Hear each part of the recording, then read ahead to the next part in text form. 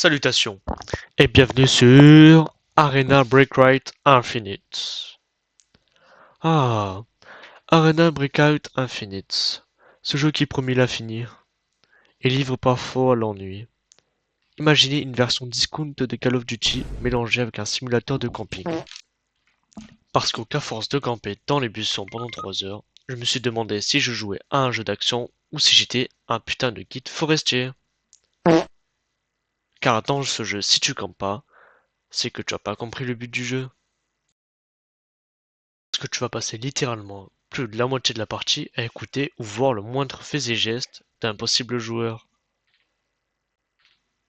Ensuite, passons au gameplay. Dès que tu lances une partie, tu sens que le jeu va être réaliste. Même un peu trop réaliste. Car ici, tu n'es pas un héros d'action, mais une sorte de randonneur en pleine guerre civile, équipé d'un sac trop lourd et d'un moral proche de zéro. Chaque pas qu'il fait est un bruit qui ressemble à une enclume. Chaque tir attire la moitié de la carte et parlons pas du sprint. Car à peine tu cours et ton personnage commence à respirer comme s'il venait de gravir l'Everest. Et puis il y a cette obsession pour le détail. Recharger une arme, c'est une cérémonie.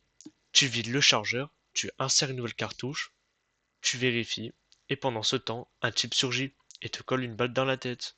Mais si tu survis, ils ont inventé un système pour te heal. Car ton perso ressentira de la douleur, donc il hurlera, ce qui te rendra la tâche plus facile pour les ennemis. Merci le réalisme. Mais si je voulais vivre ça, j'irais faire du airsoft.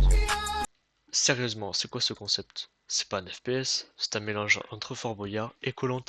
Car oui, vous allez courir pendant de longues minutes. Et puis, il y a le loot.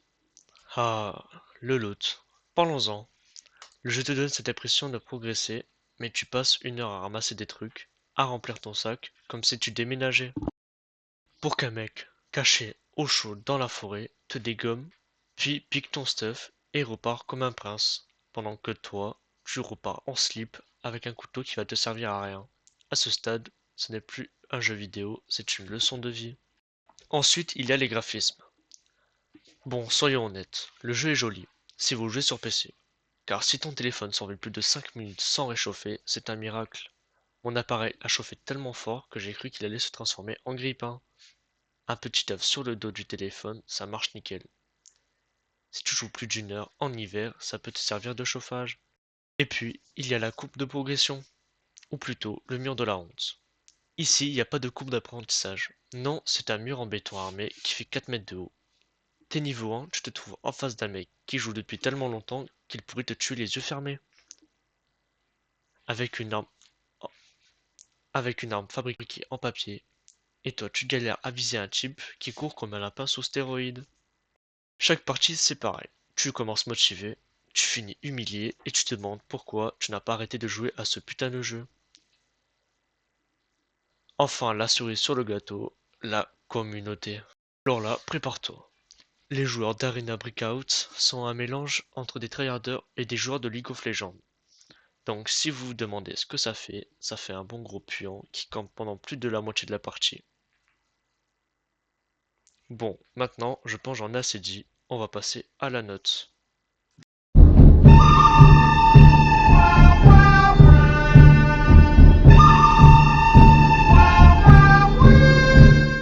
Arena Breakout Infinite est un jeu avec un gameplay assez réaliste, mais avec une commu beaucoup trop cancer, parce que les seuls bruits que j'entends, c'est des bons gros snipers.